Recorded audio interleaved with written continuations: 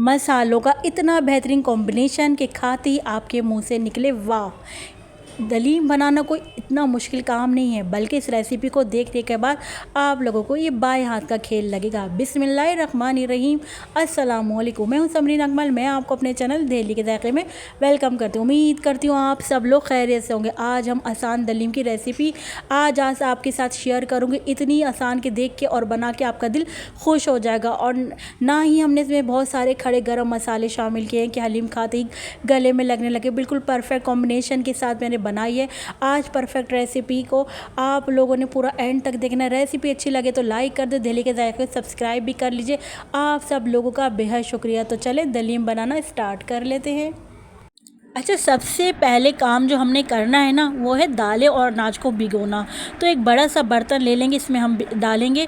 तो ये मैंने गंदम ले ली है, जो कि मेजरमेंट के कप के हिसाब से एक कप और आधा कप लिया है। अगर मैं आपको वेट में बताऊं तो ये हमने 250 ग्राम गंदम लिया है, यानी 1 पाव गंदम है। अब हम डाल देते हैं जो हमने लिया है, ये आधा पाव लिया है जो हमने, यानी आधा कप लिया है। और आधा कप से थोड़ा सा कम और हम लेंगे। वेट में मैं आपको बताऊं तो हमने ये 125 ग्राम जो ली है। इसके अलावा हम ये देखिए, हमने आधा कप से और कम ली है टोटल, यानी हमने आपको बताया कि 125 ग्राम यानी आधा पाव जो ली है हमने। इसके अलावा तमाम दालें भी हमने इसी हिसाब से ली। आधा कप हमने ये मेजरमेंट के हिसाब से दाल ले लिए, लाल दाल मसूर की दाल, और आधा कप से कम और ले लिए। वेट में बताऊं तो ये भी हमने 125 ग्राम मसूर की दाल ली है। इसके अलावा मूंग की दाल, ये भी हमने आधा कप ली है, आधा कप से और कम हम लेंगे। और वेट में भी ये है 125 ग्राम मूंग की दाल। इसके अलावा अब हम लेंगे माश की दाल। तो माश की दाल भी मैंने आधा कप ली है और आधा कप से थोड़ा कम और ली है। और वेट में मैं आपको बताऊं तो ये 125 ग्राम यानी आधा पाव है। फिर माश की दाल लेने के बाद अब हमने चने की दाल ली है। चने की दाल भी हमने आधा कप और इसके अलावा आधा कप से थोड़े कम यानी 125 ग्राम ही हमने चने की दाल ली है। अब आ जाती है बारी चावल की। चावल भी हमने आधा कप और आधा कप से कम यानी 125 ग्राम लिए। आप चाहे तो यहाँ चावल टोटा भी इस्तेमाल कर सकते हैं। मैंने बासमती राइस फुल राइस लिए हैं बड़े वाले। अब इन सबको अच्छी तरीके से मिक्स कर लेंगे, तमाम अनाज और दालों को। और कोई कंकर वगैरह है तो साफ़ कर लीजिए दालों को। उसके बाद यहाँ पर अब हम भिगोने के लिए रख देंगे दालों को। अब दालों को कितनी देर भिगोना है, मेन पर्पज़ ये है। देखिए, दालों को मैं तकरीबन 2 से ढाई घंटे के लिए भिगोंगी। पूरी रात के लिए नहीं भिगोंगी, क्योंकि आजकल पड़ रही हैं गर्मियाँ। तो गर्मियों में क्या है, दालें ख़राब हो जाएंगी ओवरनाइट भिगोने के लिए। तो 2 से ढाई घंटे में आराम से जो ये सोख हो जाएंगी। तो मैं इनको भिगोने के लिए दालों को रख देती हूँ। पहले हम अच्छी तरह से पानी से दालों को साफ़ कर लेंगे, उसके बाद भिगोने के लिए रख देंगे। आ जाते हैं नेक्स्ट स्टेप की तरफ। तो यहाँ पर हम बनाते हैं हलीम का कोरमा, यानी हलीम का सालन। तो पतीली में मैंने हाफ कप से थोड़ा ज़्यादा ऑयल शामिल किया और यहाँ पर मैंने प्याज शामिल करी है, एक बड़े साइज़ की। अगर वेट में बताऊँ प्याज, तो ये 1 पाव के करीब प्याज थी, जिसको मैंने स्लाइस करके यहाँ पर शामिल कर दिया है। प्याज को हमने इतना फ्राई करना है कि इसका अच्छा सुनहरा सा गोल्डन कलर हो जाए। तो चले, इतने प्याज हमारी फ्राई हो रही है, इतने मैं आपको गोश्त दिखा देती हूँ कि हमने कितने बड़े साइज़ की गोश्त की बोटियाँ ली हैं। तो यहाँ पर मैंने बीफ का गोश्त ले लिया। आप देख रहे हैं हमने इतनी बड़ी बड़ी बोटी ली। अगर एक बोटी का मैं आपको वेट बताऊँ तो तकरीबन ये 1 पाव या आधा पाव के करीब की बोटियाँ थी। ये इतना वेट था। जब हम बड़ी बोटियाँ लेंगे जब भी तो हमारा रेशेदार हलीम बनेगा, तो इसके लिए हमने इसलिए बड़ी बड़ी बोटियाँ ली हैं। अच्छा देखिए, अब हमने गोश्त को जो है, प्याज का कलर आपने देखा हमारा सुनहरा कलर हो गया था प्याज का, तो हमने गोश्त शामिल कर दिया। अब गोश्त को हमने प्याज ऑयल में इतना फ्राई करना है कि गोश्त का कलर जो है ना वाइट हो जाए। तो इसको हमने इतनी बुनाई करनी, ताकि हम इसलिए भूनते हैं गोश्त को, ताकि गोश्त की जो अपनी एक स्मेल होती है ना, तो वो स्मेल दूर हो जाए। तो हमने इतने अच्छे तरीके से गोश्त की ना बुनाई करनी है। ये मैं आज आपको हलीम की इतनी आसान, इतनी परफेक्ट रेसिपी देने जा रही हूँ कि मैं आपको कहती हूँ कि इससे आसान तो कोई हलीम की रेसिपी हो ही नहीं सकती। आप देखिएगा, बहुत आसानी से आप लोग घर में बना लेंगे। इतनी आसान रेसिपी, कोई ज़्यादा हमने इसमें मसालों की झंझट नहीं रखी है। देखिएगा आप कितने कम मसालों में कितनी ज़बरदस्त परफेक्ट हमारी मज़ेदार सी दलीम बनकर रेडी हो जाएगी। इंशाअल्लाह ताला। तो देखिए जैसे ही यहाँ पर भुनाई कंप्लीट हो गया, आप देख रहे हैं गोश्त का कलर वाइट हो गया, पिंक से वाइट हो गया, तो अब हम यहाँ पर शामिल कर देंगे लहसुन अदरक का पेस्ट। कितना डालूँगी, ये मैं तकरीबन 4 टेबल स्पून, आप देखें मैं जो चावल खाने के चमचे होते हैं 4 टेबल स्पून में लहसुन अदरक का पेस्ट शामिल करूँगी। लहसुन अदरक का पेस्ट शामिल करने के बाद अब अच्छी तरीके से हमने अगेन फिर से भुनाई स्टार्ट कर देनी है। चूँकि अब हमने अदरक लहसुन का पेस्ट डाला है, तो अब अदरक लहसुन का पेस्ट का जो है इसका कच्चापन भी तो दूर करना है ना, तो अच्छे तरीके से हमने भुनाई करनी है। गोश्त के साथ अच्छी तरीके से भुनाई कर लेंगे। जब अच्छी तरीके से भुनाई हो जाएगी तो फिर अब हम यहाँ पर स्पाइस शामिल करेंगे। टोटल यहाँ पर मैंने गोश्त और फिर लहसुन अदरक के पेस्ट के साथ तकरीबन 8 से 10 मिनट तक भुनाई अच्छी तरीके से कर ली है।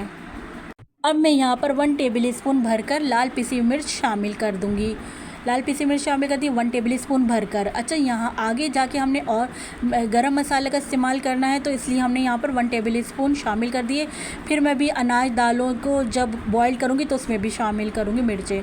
तो यहाँ पर हल्दी मैंने 1 टेबल स्पून, ये भी अच्छे कलर आ गए इससे हमारी हलीम में, तो 1 टेबल स्पून मैंने हल्दी शामिल कर दी है। नमक भी यहाँ पर मैंने 1 टेबल स्पून नमक शामिल कर दिया है, बल्कि नमक मैंने यहाँ पर 1.5 टेबल स्पून नमक शामिल किया, क्योंकि अभी हम दालें बॉईल करेंगे तो दालों में भी शामिल करेंगे, तो 1.5 टेबल स्पून हमने यहाँ पर नमक शामिल कर दिया है। नमक इस और मिर्चें जो हम आगे जाके जब हमारी हलीम डन हो जाएगी भगार लगाने से पहले जब हम चेक कर लेंगे। तो यहाँ पर हमने कश्मीरी लाल मिर्च अच्छे कलर आने के हलीम का डाल दी है 1 टेबल स्पून। 1 टेबल स्पून ही मैंने यहाँ पर पिसा हुआ धनिया शामिल कर दिया है। अभी तमाम स्पाइस हमारे अच्छी तरीके से डल गए हैं, बस इतने ही स्पाइस जाएंगे हलीम में। अब हम करेंगे अच्छी तरीके से भुनाई। अच्छा, यहाँ पर मैं आपको बता दूं कि हलीम में ना तो टमाटर डलते हैं और ना ही दही का इस्तेमाल होता है। हलीम में ना दही ना टमाटर कुछ भी नहीं डलते हैं। अच्छी तरीके से अब हमने मसालों के साथ भुनाई कर लेनी है। पहले हमने गोश्त के भुनाई करी, फिर अदरक लहसुन के पेस्ट के साथ भुनाई करी, अब मसालों के साथ हमने भुनाई करनी है। अच्छा, अभी हमने इसमें हलीम का आपको आगे जाके सीक्रेट मसाला भी बनाएंगे हलीम का, तो वो आपने मेरी रेसिपी एंड तक देखनी है, जो हम सीक्रेट मसाला इसमें बनाकर शामिल करेंगे हलीम का, जिससे आप देखिएगा हलीम का टेस्ट दुबाला हो जाएगा। यहाँ पर थोड़ा सा मैं पानी शामिल कर रही हूँ ताकि जो हमारे स्पाइस हैं वो जले नहीं। अच्छी तरीके से भुनाई हमने अगेन स्टार्ट कर दी है।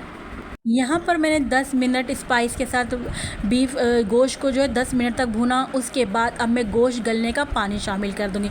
अब यहाँ पर गोश्त में मैं पानी कितना शामिल करूँगी, देखिए यहाँ मैं 2 लीटर पानी शामिल करूँगी, क्योंकि आपको पता है गोश्त की जो बोटियाँ हैं बड़ी हैं और जो है गोश्त गलने में टाइम भी लगेगा।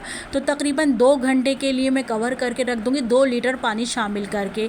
बीच बीच में आप चेक करते रहिएगा, अगर ज़रूरत हो तो और मज़ीद पानी ऐड कर दीजिएगा। अगर आपका पानी ड्राई हो जाए तो और ऐड कर लीजिएगा, बीच में लाजमी चेक करते रहेगा। तो चलें 2 घंटे के लिए मैं कवर करके रख देती हूँ गोश्त गलने तक के लिए। तो अच्छा, ये है वो सीक्रेट हलीम मसाला जो हम आपसे कह रहे थे कि हम शामिल करेंगे। तो इसके लिए मैंने देखिए तकरीबन ये 3 से 4 बड़ी इलायची ले लिए, 1 टेबल स्पून भर के सफ़ेद ज़ीरा ले लिए, ये 20 से 25 दाने साबुत काली मिर्चों के, 4 से 5 अदद हरी इलायचियाँ हैं, और ये 1 जावित्री का फूल है और 1 जायफल का टुकड़ा है यहाँ पर, और ये हमने 1 बादियान का फूल बड़ा है, बाकी बादियान के टुकड़े पीसीस शामिल हैं। तो ये गरम मसाला हम पीसेंगे, इससे आप यकीन करें बहुत ज़बरदस्त आपके हलीम में टेस्ट आएगा, बहुत ज़बरदस्ती आपकी हलीम बनकर रेडी होगी। इस मसाले में कमी बेशी बिल्कुल नहीं करेगा, हाँ उस सूरत में करेगा कि आपकी हलीम की क्वांटिटी कितनी है। तो देखिए हमने हलीम मसाला पीस लिया है जो हम आपको दिखा रहे थे।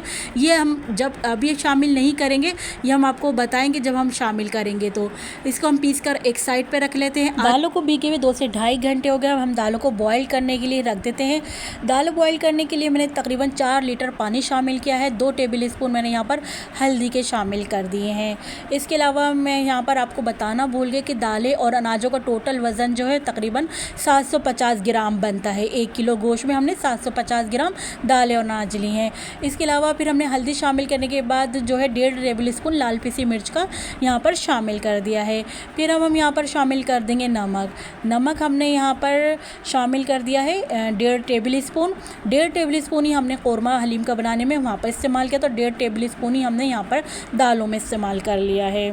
तो अच्छी तरीके से दालों में हम तमाम स्पाइस को मिक्स कर लेंगे और दालों को यहाँ हम बॉईल करने के लिए रख देंगे तकरीबन जब तक हमारी दालें अनाज ना गल जाएं। वैसे तो ये मैं समझ दूँ 2.5 घंटे में आराम से हमारी दालें अनाज गल जाएंगी। तो इनको हम बॉइल्ड होने के लिए रख देते हैं, मिक्स कर लेते हैं अच्छी तरीके से यहाँ पर। अच्छा, यहाँ पर मैं आपको दालों दिखा रही थी कि देखें दाल जो है हमने 2.5 घंटे के लिए सोक करने के लिए रखी थी। तो देखिए दालें अनाज कितने अच्छी तरह फूल गए हैं। ये देखिए मैं जब हाथ से तोड़ ली तो आराम से ये टूट रही है चने की दाल। तो इतनी यानी हमें ज़रूरत नहीं है पूरी ओवरनाइट भिगोने के लिए, 6-6 8-8 घंटे भिगोने के लिए। 2.5 घंटे में आराम से देखिए हमारी दाल कितनी अच्छी फूल गई है, अनाज और दालें। अब हम बॉयल करने के लिए भी इतना ही टाइम देंगे, तो बॉयल करने के लिए रख देते हैं। फ्लेम मैंने ऑन कर दिया है, मीडियम टू लो पर हमने बॉयल करेंगे। पहले हम हाई फ्लेम पर रखेंगे ताकि पानी में जोश आ जाए, उबाल आ जाए, फिर उसके बाद हम मीडियम टू लो कर देंगे। तो देखिए ये झाग आ गए हैं, इन झाग को हम रिमूव कर देंगे। तमाम झाग को हटा के हम सब क्लियर कर लेंगे दालों को। तो ये तमाम झाग हम हटा लेंगे। फिर अभी है इसको अब देखेंगे, ये हमने हाई फ्लेम पे रखा था ताकि झाग आ गए। अब क्या है, अभी झाग हम रिमूव कर देंगे और अब हम मीडियम टू लो कर देंगे ताकि अब हमारी दालें अनाज आराम से गलते रहें। देखिए यहाँ पर गोश्त को पकते हुए 2 से 2.25 घंटे हो गए हैं और गोश्त हम चेक कर लेते हैं। तो देखिए गोश्त आराम से देखिए गल गया है, आपने देखा आराम से बोटी जो टूट गई है। तो यहाँ पर हम फ्लेम ऑफ कर देंगे, गोश्त हमारा गल गया है। अब हम गोश्त का रेशा करते हैं। अब हम आपको दिखाते हैं हम गोश्त का रेशा किस तरीके से करेंगे। आपके पास जो भी चीज़ हो, आप जिस तरह चाहें गोश्त का रेशा कर सकते हैं। मेरे पास देखिए यहाँ पर मैंने बोटियाँ अलग कर ली हैं और इसका जो मसाला शोरबा है वो एक अलग पतीली में कर लिया है मैंने कौरमे का। अब यहाँ पर जो घोटा होता है, घोटा जो होता है इसकी मदद से मैं घोटे की मदद से यहाँ पर बोटियों का मैं रेशा कर लूँगी। तो देखिए आराम से, कितने आराम से। अच्छा, गरम गरम में ही आप करेंगे ना तो इजीली आराम से जल्दी जल्दी ये जो है बोटियाँ रेशा हो जाएंगी। आप चाहें फोक की मदद से भी कर सकते हैं या गोटा लगाने का जो आता है आप उससे भी कर सकते हैं, लेकिन इस तरीके से करिएगा आप। और यहाँ पर हमने हैंड ब्लेंडर का काम नहीं करना, ये हमने इसी तरह घोटे से इस तरह घोट लेना है ताकि आराम से सारा हमारा रेशा बोटियों का बन जाए। गरम गरम गोश्त में कर लेगा। अच्छा, यहाँ पर जो है देखें सारी बोटियाँ मैं आपको दिखाती हूँ रेशा करके। आप देख रहे हैं कितनी इजीली हमारी जो बोटियाँ हैं रेशा हो गया है। एक परफेक्ट रेशेदार हलीम यहाँ पर रेशेदार हलीम बनने जा रही है। ये देखिए कितना अच्छा हमारा रेशा बन गया है गोश्त की बोटियों का। आप चाहें तो माम दस्ते से भी कूट सकते हैं और जो मैशर आता आलू मैश करने का उससे भी मैश कर सकते हैं बोटियों को। 3-4 तरीके मैंने आपको बता दिए हैं, उससे आपने बोटियों का रेशा कर लीजिएगा। ये हमारा परफेक्ट रेशा बन गया है। अच्छा, अब आ जाते हैं हम दालों की तरफ। दालें देख लेते हैं कितनी बॉइल्ड हुई हैं हमारी दालें। अनाज दालों को पकते हुए देखिए 2 से 2.5 घंटे हो गए, आराम से दालें और अनाज जो है गल गए हैं। तो दालों को घोटने के लिए आप जूसर ब्लेंडर भी इस्तेमाल कर सकते हैं। मैं अपनी आसानी के लिए ये हैंड ब्लेंडर इस्तेमाल कर रही हूँ। आजकल तो ये हर घर में मौजूद है, आप लोग भी इसे ईज़िली आराम से ब्लेंड कर लीजिएगा। 2 से 3 मिनट में आप देखिएगा आराम से इसे दालें जो और अनाज जो आराम से घुट जाती हैं। तो देखिए हम इसको ब्लेंड कर रहे हैं, दालें अनाज घुट गई हैं। अभी क्योंकि दालों में हमारे पानी ज़्यादा है, हम इसको भी मज़ीद पकने के लिए रख देंगे।